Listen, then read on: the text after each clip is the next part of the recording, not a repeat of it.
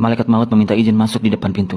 Lalu malaikat Jibril berkata, "Wahai Muhammad, itu malaikat maut. Ia meminta izin masuk menemuimu. Ia tidak pernah meminta izin masuk kepada manusia sebelumnya, dan ia tidak akan meminta izin masuk kepada seorang manusia pun setelah ini." Ketika itu, Fatimah yang membukakan pintu tamu itu. "Aku mohon maaf, tapi aku tidak bisa membiarkanmu masuk karena ayahku sedang demam," kata Fatimah sambil menutup pintu. Fatimah segera mendekati ayahnya, dan Rasulullah SAW bertanya, "Wahai anakku, siapa tamu itu?" Fatimah menjawab dengan lembut, "Aku tidak tahu ayah, tapi sepertinya ini pertama kalinya aku bertemu dengannya." Rasulullah SAW menatap putri tercintanya dengan tatapan yang menggetarkan.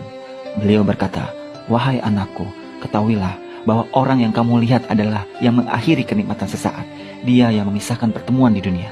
Dia adalah malaikat maut." Mendengar itu, Fatimah tidak bisa menahan tangisnya.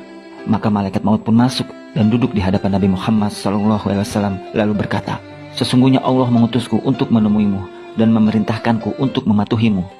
Jika engkau memerintahkanku mencabut nyawamu, maka akan aku cabut. Jika engkau tidak suka, maka aku akan tinggalkan."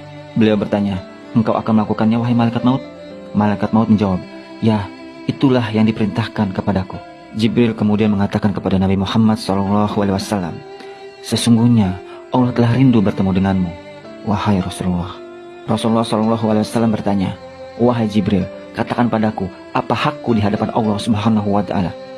"Wahai Rasulullah, pintu-pintu langit akan terbuka dan para malaikat sudah menantikanmu di sana. Semua pintu surga telah terbuka lebar menantikan kedatanganmu."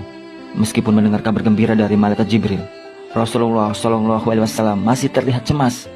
Melihat kecemasan Rasulullah SAW, malaikat Jibril bertanya, "Mengapa engkau masih cemas seperti itu?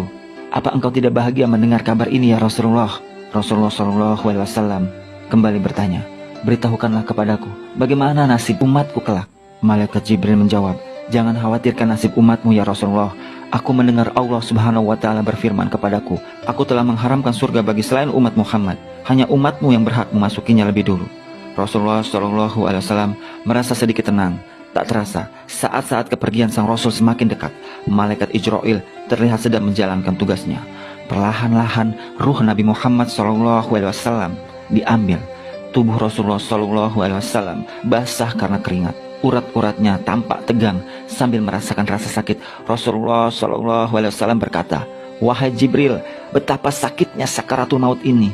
Bahkan ketika merasakan dahsyatnya rasa sakit sakaratul maut, Rasulullah masih sempat berdoa untuk keselamatan umatnya.